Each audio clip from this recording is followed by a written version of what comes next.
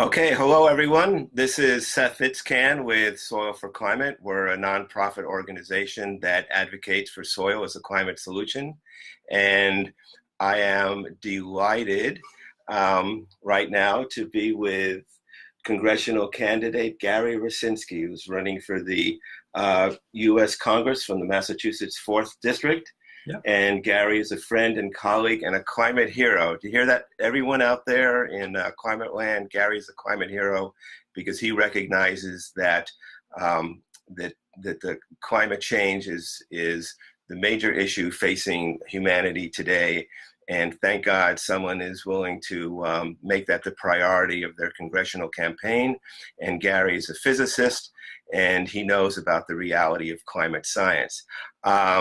In addition, Gary understands the importance of drawdown and of sequestration of carbon into soil. He has a multi-pronged approach, but he does understand that sequestration of atmospheric carbon into soil is part of it. And so we're delighted to be able to highlight him as part of our series, talking to people who are making a difference on climate. So Gary, why don't you start it off by explaining who you are and the objective of your campaign, and and we're focusing on climate for this interview. Thanks, Seth. You're welcome, and please, join the Soil for Climate community and others who are out there in Facebook land watching this right now. Yeah, hi everybody. It's great that Seth has given me this opportunity to talk with you this evening. And so just kind of picking up where Seth left off, I do have a PhD in physics, and I've been working in high tech for the last 35 years. And 7 years ago, I got involved in climate advocacy, working with a group called Citizens Climate Lobby. It was around that time that I met Seth, and he told me about the opportunities with respect to grassland restoration in order to draw down carbon, and I got pretty excited about that.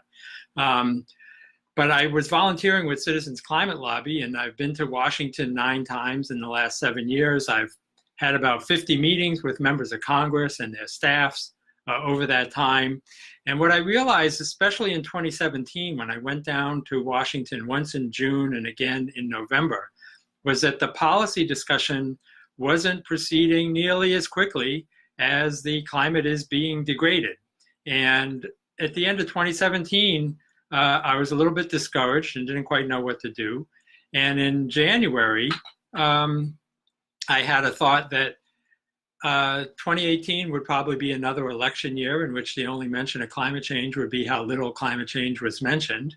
And realizing that made me a little bit upset. And then I realized that if somebody ran on a climate message, that wouldn't have to be the case, that there could be a debate or a dialogue about climate policy.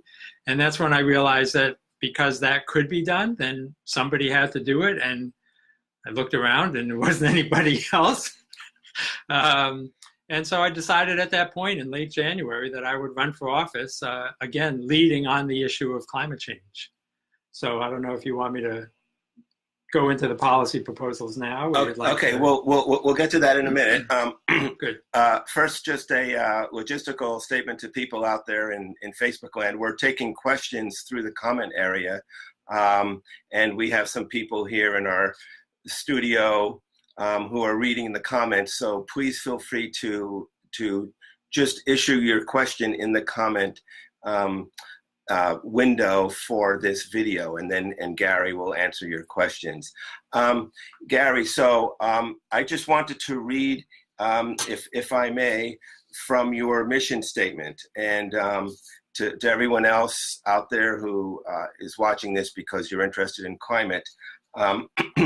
This is the first sentence in Gary's mission statement. He says, "I'm running for Congress because I want to protect my children, your children, and future generations from the chaos of the worst effects of climate change." That's a very powerful statement for a congressional candidate. Gary, talk to us about what some of those worst effects could be. Well, the first one that I always think about, especially living here in Massachusetts and having been to Cape Cod with my family for the last 25 years on vacation, has always been about sea level. And I think sea level is a very tangible thing that you can think about. And the last time that global average temperature was as high as it was now in the historical record about 3.5 million years ago, sea level was 20 to 30 feet higher. So that's what we're looking at. If we don't do anything, we're looking at least 20 to 30 feet of additional sea level rise on top of what we have right now. Of course, there are lots of other effects that we could talk about. We have wildfires that are blazing out west right now. Those, it used to be that California had a fire season. They don't have a fire season now. They have 4 fire seasons. Every season is fire season in out west. We saw all of the hurricanes that came through last year, and the jury might be out on whether it's more hurricanes or fewer hurricanes due to climate change, but there's no doubt that certainly precipitation is going to be more intense in hurricanes. And we saw Puerto Rico almost get wiped off of the map last year. They still haven't recovered, and now it's hurricane season again. The other day, Saturday, I was out greeting people at a 4th of July fair, and I ran into a couple from Houston, and they couldn't vote for me, but they said, yes, we experienced that flooding from Hurricane Harvey last year, and even as they were up here, it was raining in Houston again, and they were worried about flash flooding down there. So again, what's happening already, you can see it, is we get these storms and we don't even have time to rebuild before the next storm is coming. And that's a situation that's just unsustainable. I don't know how how do you run ahead of that curve when you can't rebuild soon enough to be ready for the next season. And in terms of sea level rise, you said 20 to 30 feet, right? And we're at like what now, like an inch or something like that, or half an inch in terms of the actual change that's been measured. Well, so even over the course of the 20th century, sea level rose by a foot, and sea level rise is now accelerating at a historic rate. And there were just articles in the paper this week about how scientists have confirmed that the melting in Antarctica and in Greenland, I believe it's about 3 times faster than they thought it was. Okay, so we're looking at really horrific impacts of climate change. Tell me some more about the impacts, like in terms of the time frame. So in other words, we're already experiencing these sort of ongoing, storms, flooding, and it's 2018, yeah. and this is just sort of the beginning. So what's your assessment of where this is going in 10 years or 20 years, or what's the sort of the decadal future look like? Yeah, well, actually, the thing I worry about on that time scale is actually really heat days. And especially we saw this in Iran. We've seen it in Pakistan. We see it in India. These countries are now experiencing these high heat, high temperature days where even if you're standing in the shade and if you don't have some way of cooling yourself off, you're going to die. And so I can easily imagine, I mean, we all know the numbers, the 10 hottest years have all been in this current century. And every year it seems like we set a new record for average global temperature. And so I think what we're going to see, one of the early things that's going to affect us, and we see this already with severe droughts that are drying up farmland, sending people into cities where there are no jobs and discontent, and then you get breakdown of fragile governments, and then you have migration, and that's fueling some problems around the world and tensions around the world. But those high heat days in the next kind of 10 to 20 years is really something we have to be worried about. And that leads into actually one of the policy proposals that I think we need to pursue as a nation, and that is research and development into geoengineering. I don't want to deploy geoengineering. I hope that we can do emission reductions and carbon sequestration fast enough so that we won't need geoengineering. But if those two things aren't fast enough and we end up in a case where an India or a Pakistan or an Iran says it's just getting too hot in here and they pull a geoengineering scheme, then we better know what the consequences of that are going to be. Okay, so let's talk about the full suite of proposals that you have, and I know that that's one of them, and that's sort of your least desirable choice.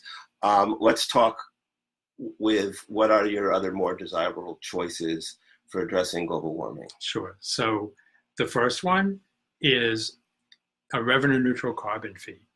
And in a revenue neutral carbon fee, the purpose here is actually to drive up the cost of fossil fuels, drive up the cost of fossil energy, because we know that when the price of something goes up, we're going to use less of it. And we know also that private investors and entrepreneurs and innovators and businesses, when they see the price of a commodity going up, they start to invest in cheaper alternatives. So you will see more investment. In fact, you see this when the price of a barrel of oil goes up, the investment in clean energy goes up. When the price of a barrel of oil retreats, the investment in clean energy retreats. It's a basic economic fact of life. And so if we can engineer an artificial rise in the price of fossil fuels, coal, oil, natural gas, then we will see the free market respond with investment to develop alternatives. I used to joke about the fact that, people, when I first got into being an advocate, they would say, well, you should do a deep energy retrofit on your house. And I said, well, I would, except it's pretty expensive. But if we do a revenue neutral carbon tax and start driving up the price of fossil fuels, then somebody will come up with a kit, a deep energy retrofit kit. And I could stop at Home Depot on my way home one day and pick up the kit and install it at my house. Okay, I'm kidding. But it's kind of that idea that, when gas went to $4 a gallon, people changed their habits and car companies started making more fuel efficient cars. That's what's going to happen. You can see it.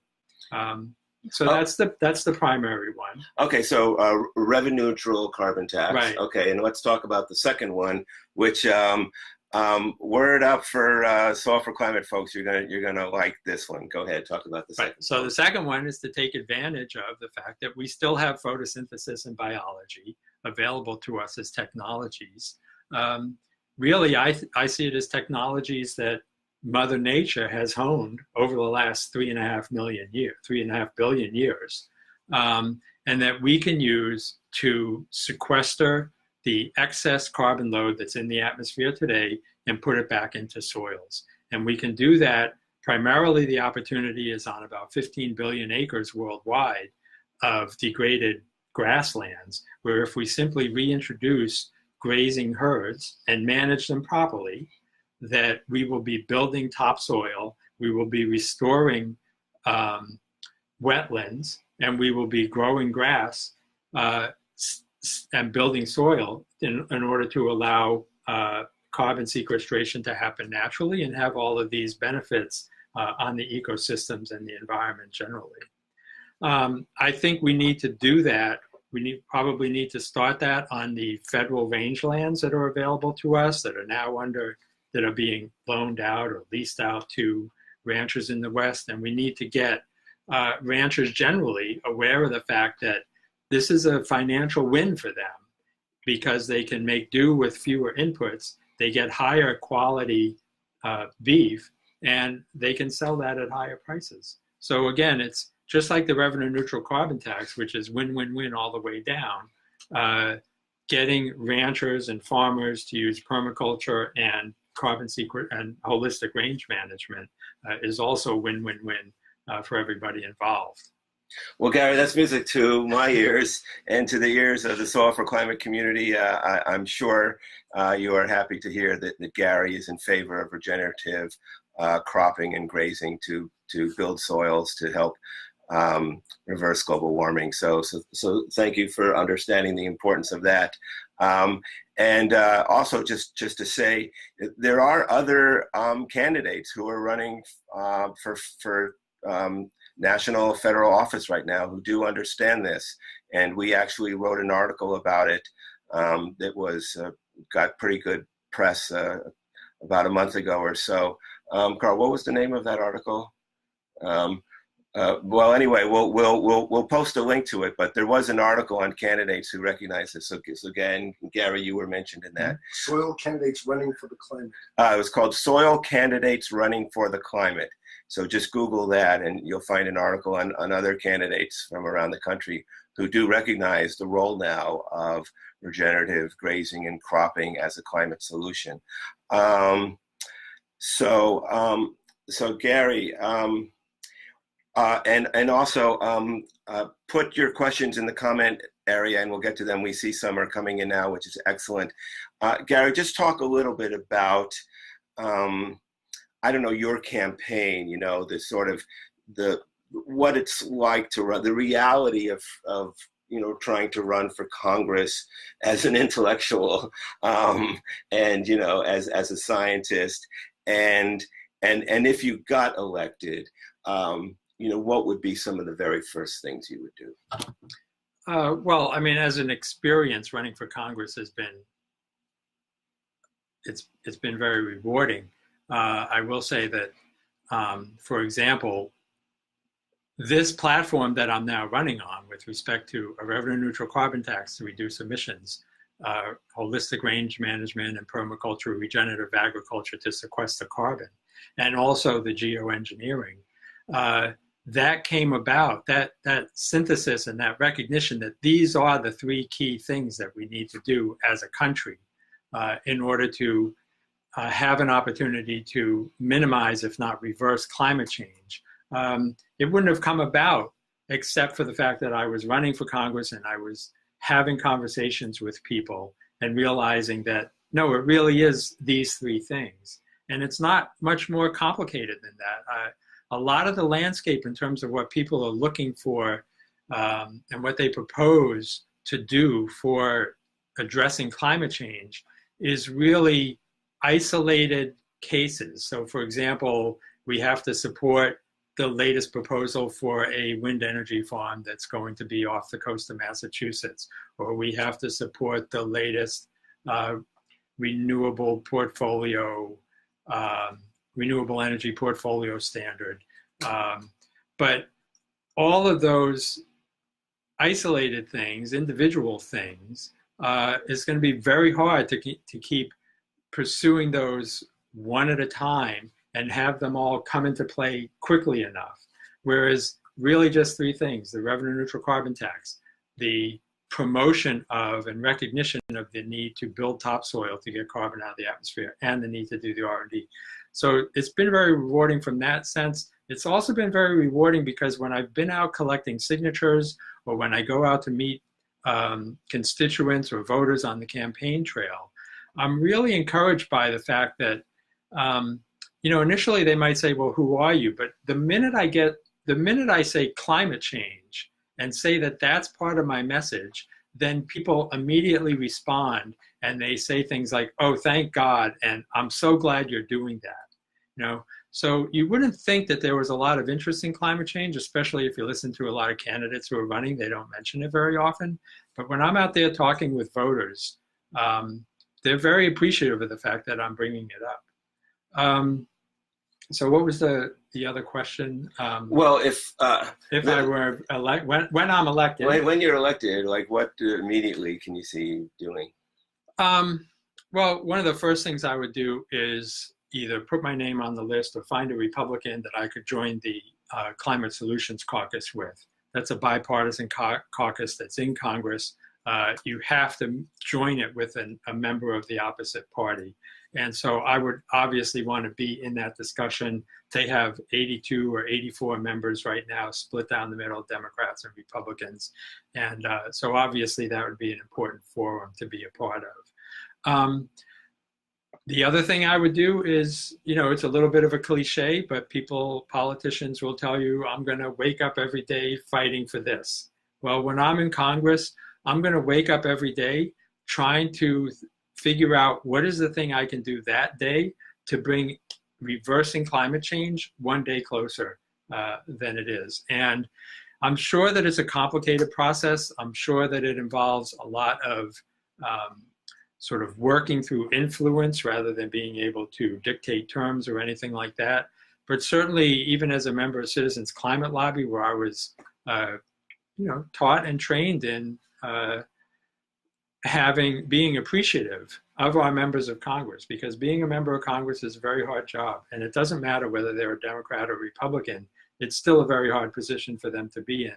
And so I think that I would approach members of the opposite party, other Democrats who I think haven't quite gotten the message yet about what's important and the magnitude of the solutions or the scale of the solutions that are commensurate with the scale of the threat we face.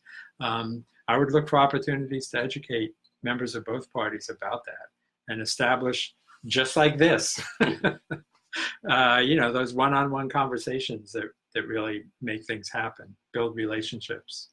Excellent. Well, Gary, I'm really glad to hear that. And we obviously wish you the best of luck with that. Thank you. So now let's take some questions. Carl, I don't know if you're paying attention to questions that are coming in, but people, please ask your questions. Here's one from Natalie. You support change in BLM rules on grazing. I don't know if you're up on all that right now, but Natalie, actually, can you even say a little more if you're listening? Which rules do you want to be changed? So it's Bureau of Land Management. I'm assuming that perhaps what she's referring to is restrictions that perhaps get in the way of the type of grazing management we want to do.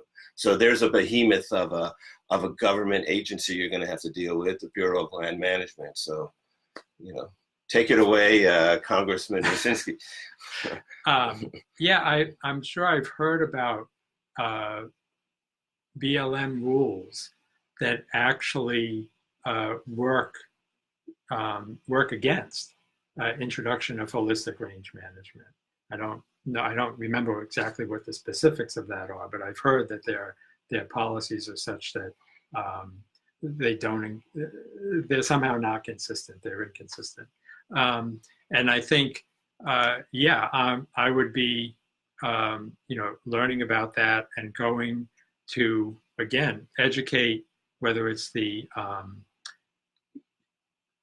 head of the Bureau of Land Management, also visiting people in the Department of Agriculture, going and identifying members of Congress who are on the Farm Committee and that sort of thing, on the Agriculture Committee. And again, bringing this message to them that we really need to get nature working for us. And if there are rules and laws and regulations on the book that are interfering with that are preventing ranchers from taking those steps, then those have to be, that has to be addressed. Okay, so you're on record saying you'll take on the Bureau of Land Management.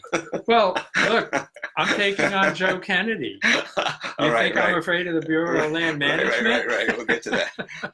No, Gary. No, it's wonderful. I mean, you're saying that there's a role to play in terms of educating land management and agricultural administrators and policymakers, and I really like what you just said about getting nature to work for us.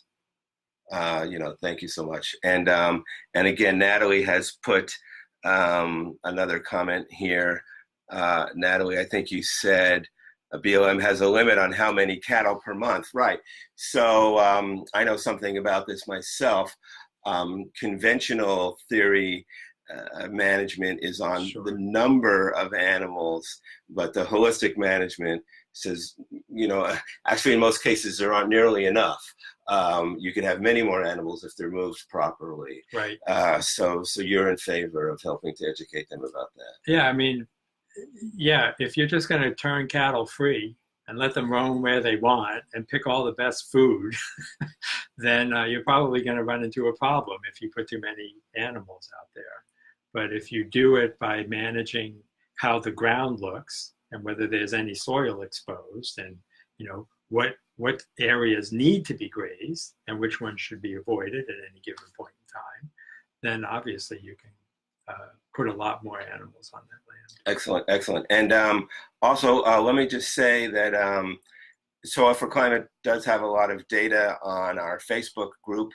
In the files area of our Facebook group, there's lots of peer-reviewed papers on the benefits of regenerative grazing and cropping and how much carbon can be stored and that type of thing. So let's see, what else do we have here for questions? I think I saw one from Dave Fagel.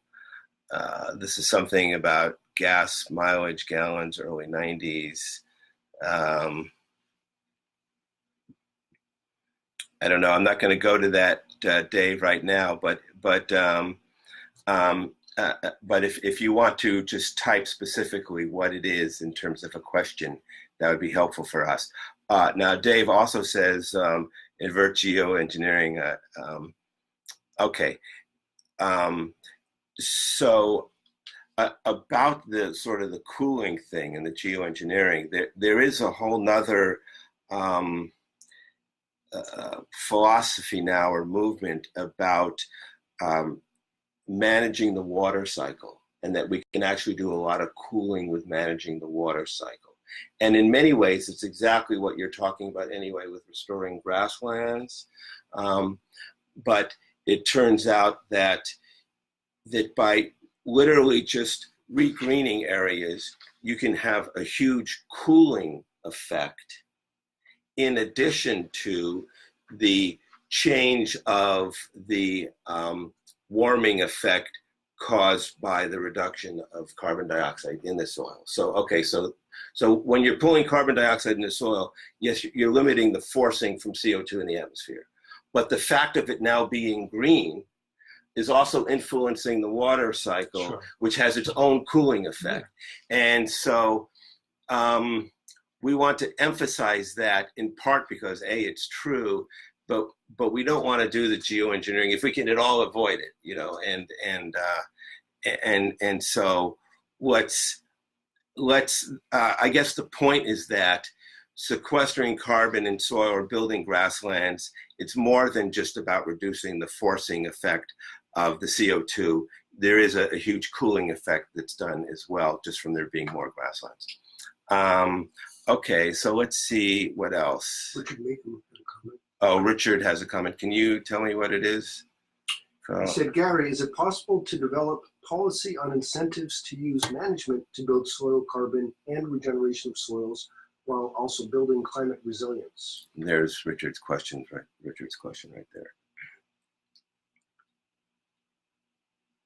So incentives to build soil carbon. Yeah, this is an interesting question because what it says to me, if you're grazing a herd of animals, you can actually already today come out ahead financially by switching to holistic range management or regenerative agriculture. You can financially come out ahead already, okay? And so I wonder about, why do we need to further incentivize people to do the right thing, when if they just did the right thing, they'd already be financially better off? I mean, to me, that's a very interesting question.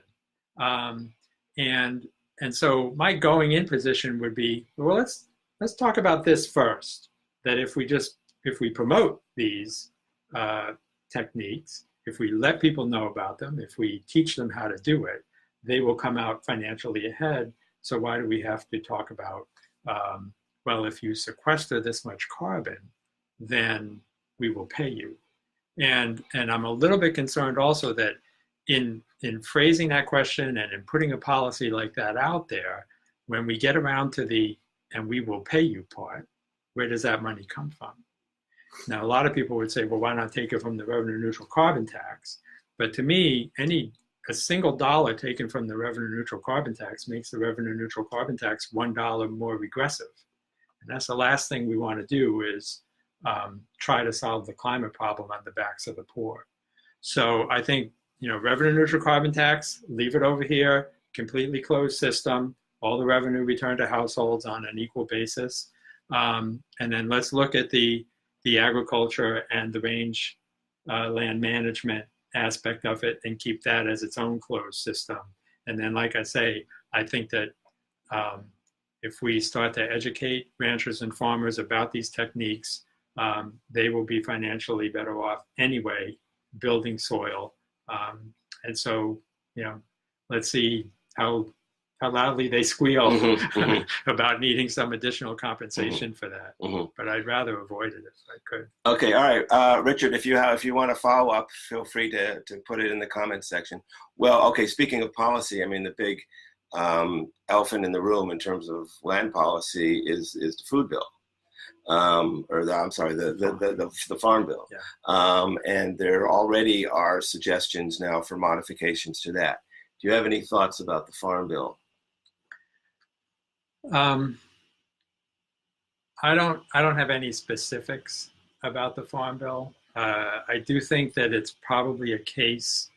Something that's been on my mind is that the Congress, that old saying, "Don't just do something, stand there." I think that the Congress has really gone too far in the number of things that they insist on being involved in. And I'd be much happier to see a system where the Congress passes simple laws. So for example, revenue neutral carbon tax, that is at most a 20-page bill. No carve-outs, no grandfathering, nothing like that. It's very simple. It's fair, simple, and transparent. And once you put it in place, now you can leave it to the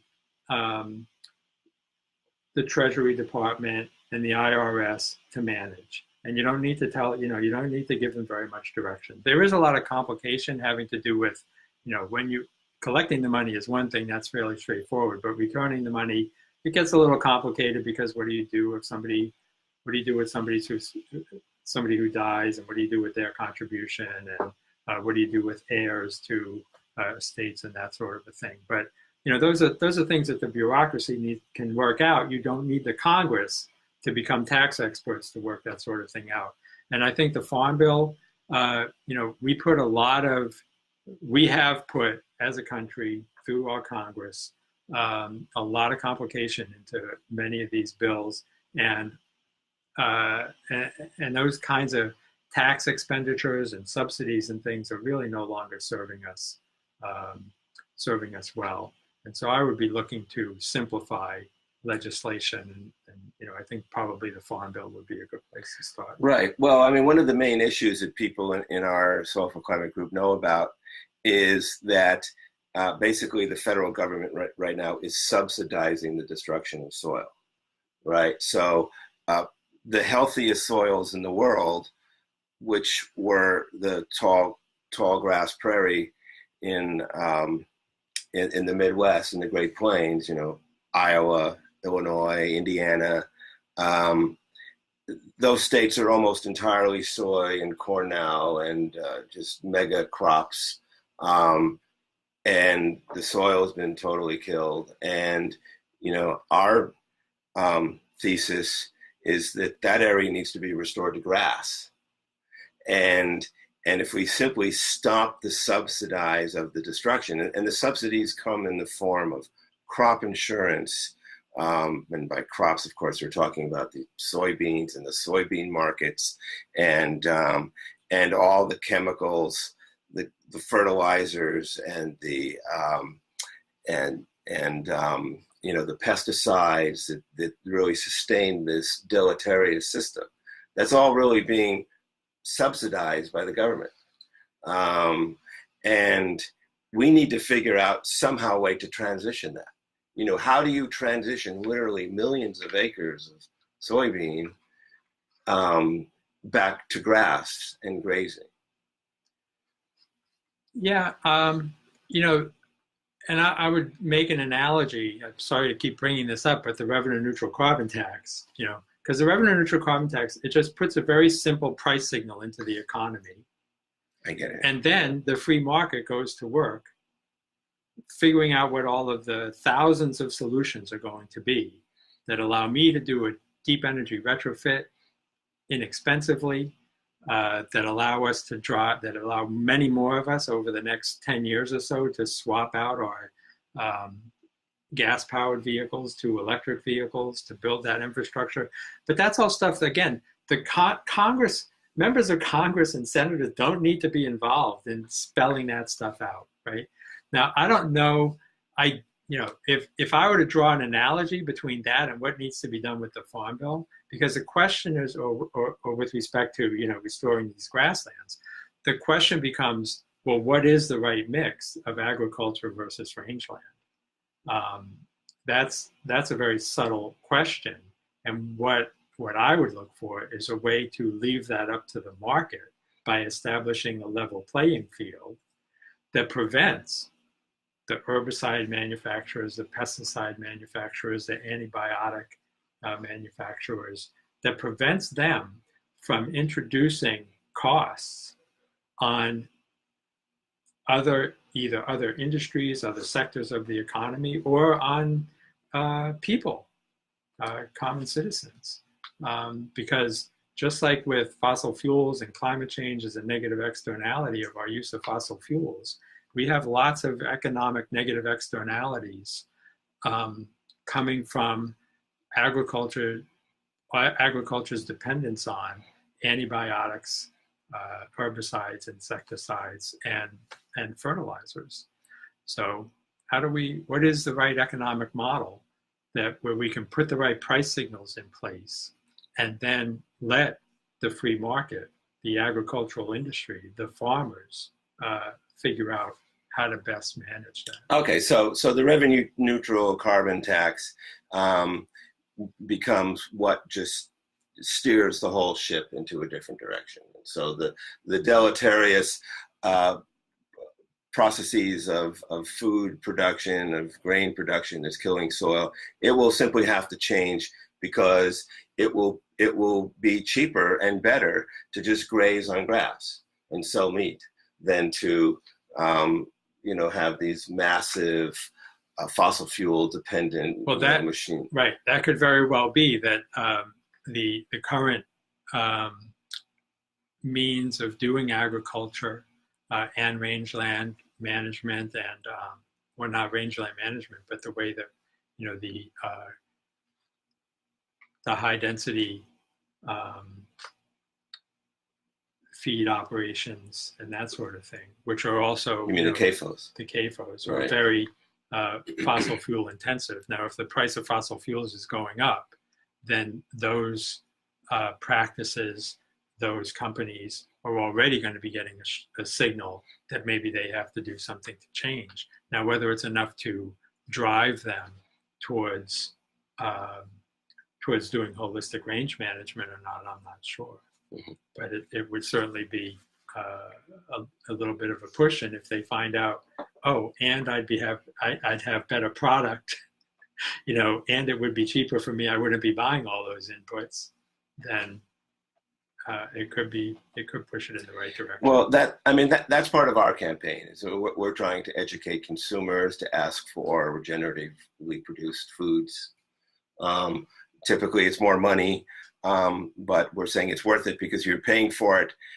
You're paying for the alternative. There's really no such thing as cheap food, right? You're paying for the alternative through the loss of soil. And you talk about those floods. I lived in Houston for a while, and I think it was Highway 45 between Houston and Galveston. It would always be incredibly funny because there's no soil left anymore, right? There used to be soil. The water used to go down. It's all pavement now.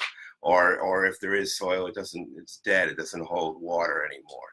So we pay for bad agricultural practices through FEMA, Federal Emergency Management Association, with the flood relief, crop insurance, and of course the health. We haven't even talked about the health aspects of it, the medical expenses, obesity, all these immunal problems that people are having now. Mm-hmm.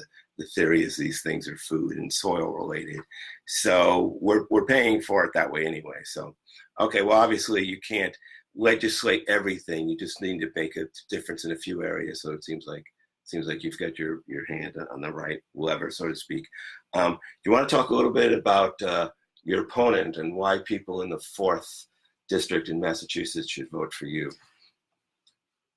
the main reason why people in the 4th District should vote for me is because I will wake up every day wondering, what can I do in my new position to reverse climate change? I think that there are a lot of members of Congress who don't understand the threat. I have a PhD in physics. It's actually experimental particle physics. And when I first started learning about climate change, I was struck by the similarities between the way I used to do research as a particle physicist and the way that climate scientists do their work. And I understood it right from the get-go. And I know that when, although a lot of people like to question the accuracy and the predictive capabilities of those climate models, I used a lot of models in my work as well. I did Monte Carlo simulations, just like climate scientists are doing. And I can tell you that those models are very carefully tuned. They do not make up numbers and turn the models to predicting whatever numbers they want to see. They can do comparisons of the predictions of those models with past history, and you couldn't get a paper published, and you couldn't keep your position at a university if you were playing as fast and loose with the data as a lot of people claim is taking place. So I think that what I can bring to the Congress and to my peers in conversations with them and their members of staff as well is that perspective on how science really works, how climate science really works, and what the inevitability is of the predictions of climate scientists today. You can't run away from this. You can try, but you can't run away from what those models are telling us. And so I think I would make that a part of many conversations that I had down there. Now, with respect to Joe Kennedy, I like Joe Kennedy. I've knocked on doors and made phone calls for Joe Kennedy in the past. But again, last year, what I recognized and what I believe the conclusion I came to for myself was the window on our opportunity to avoid the worst effects of climate change is closing even as we're speaking right now.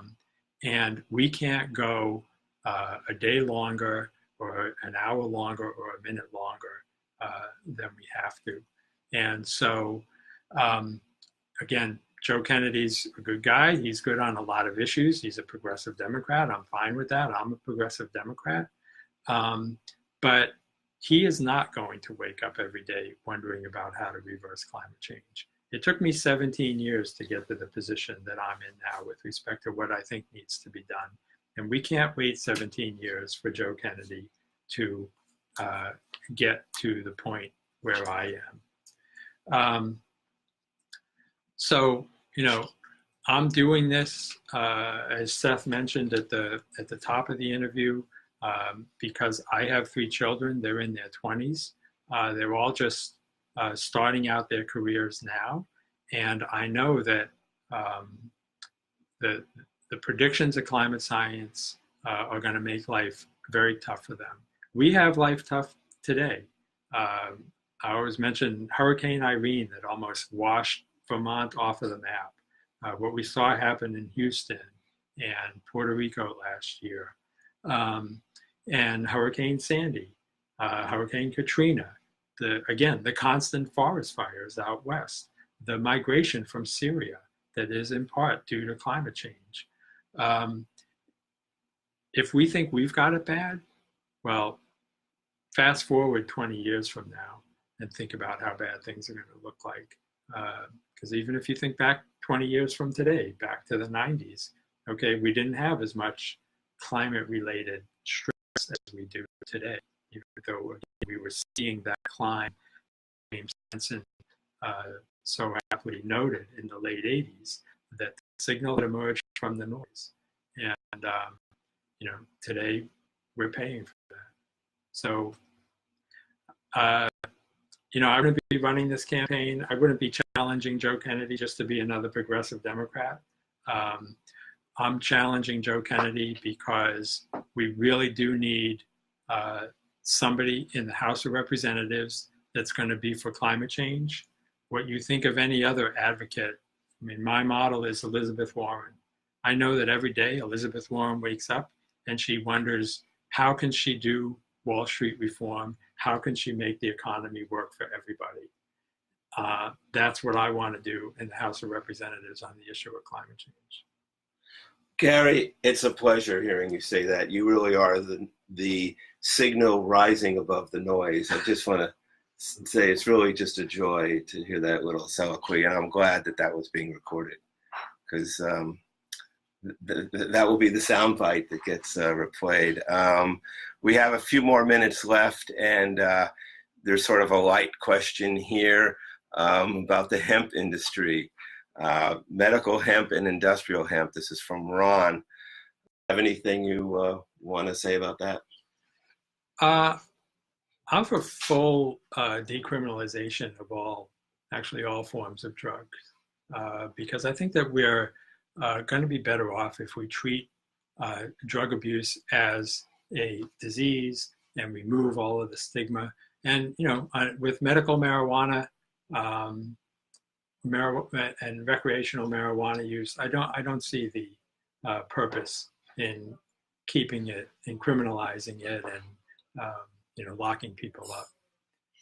And the medicinal effects of marijuana are becoming more widely known, and the research is being done that shows it's beneficial. So, why aren't we embracing that? And what about industrial hemp? I'm not sure exactly what he means by that, but you just talked about decriminalization, Mm-hmm. but industrial hemp is another level Of I don't know. I mean, production, plastics, fibra, is an alternative to petrochemicals, and there's a lot you can do with them. So our studio audience here is suggesting fabrics, alternative to plastics, even. Henry Ford made his hemp plastic car generations ago. Yes, I mean, why aren't we taking advantage of these renewable technologies across the board? Energy is not the only renewable thing that we have to take advantage of. So hemp is a renewable technology. Okay. So Ron, thank you for that question. A few more minutes left. Dave says incentives for the millions of acres of urban and suburban landscapes to allow for healthy soil practices. Great question, Dave. Thank you. Yeah, we were talking about, the Midwest, the great expanses, but people are talking now about landscapes too in urban areas. What are your thoughts about that? I don't know what, so I'm a homeowner. I have a little postage stamp of a lot here, and I struggle to keep grass growing on it. Certainly there's a lot of land there, but I'm not sure. I mean, in terms of logistically, if we're talking about converting millions and millions of individual homeowners over to a certain practice, I think that's a huge social problem. It certainly would be very difficult from the standpoint of trying to address it through moral suasion. And then I'm not sure what an economic model would be. Again, other than the fact that we know that many of the artificial fertilizers, again, insecticides, herbicides that many people put on their lawns, again, those introduce negative externalities. There you go. Yep. And so if we began to put a price on them as well, then obviously it would discourage use of that. And again, there's multiple organic lawn services that I know I can take advantage of. And so, that would be a model where companies could convert over to that in order to, again, avoid the cost of actually having to pay for the negative externalities. Right. That's a good point. Okay, Dave, thanks for that question. I think we're going to wrap it up now. And Gary, it's been a real joy talking to you. Do you want to just, say any sort of closing statements? Well, let me just say thank you, everyone, for watching. This is Seth Iskan with Soil for Climate. We're a nonprofit agency that advocates for soil as a climate solution. We've been talking to Gary Rucinski, who's running for U.S. Congress in the Massachusetts 4th District, and he's running as a climate candidate, and he recognizes the role of soil as a climate solution in regards to others, in addition to other solutions, and we're grateful to him for that. Anything else you want to say to get people excited about your campaign and to help out? Well, I hope that the things that I had to say this evening got people excited. For me, when we developed the campaign slogan of Make Climate Change History, to me that's very exciting. And I do think that it's possible for us to return the atmosphere to its pre-industrial condition if we're deliberate and aggressive about it by the middle of the century, both through emission reductions as well as through carbon sequestration, again with all of the other co-benefits of those practices. And so I encourage people to go to my website. If you can make a small donation, running a campaign like this doesn't come cheap. If you could let your friends know that this race is taking place, and if you liked what you heard tonight, again, if you could get the word out to all of your friends and contacts, it would be good to see some activity around the site being noticed, and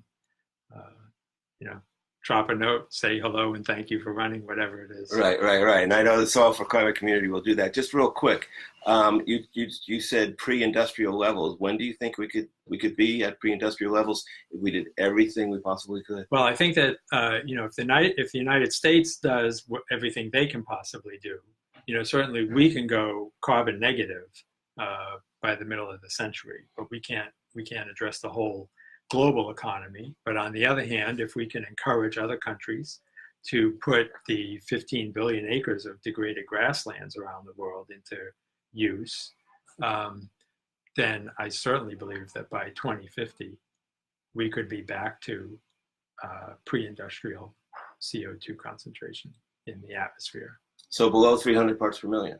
270 parts per million. By 2050? By 2050. All right, Gary. You're a futurist. I love it. All right, that's a good note to end on. Okay, thank you everyone for watching, and support Gary if you can, and stay tuned for Soil for Climate, more great stuff coming. Bye-bye.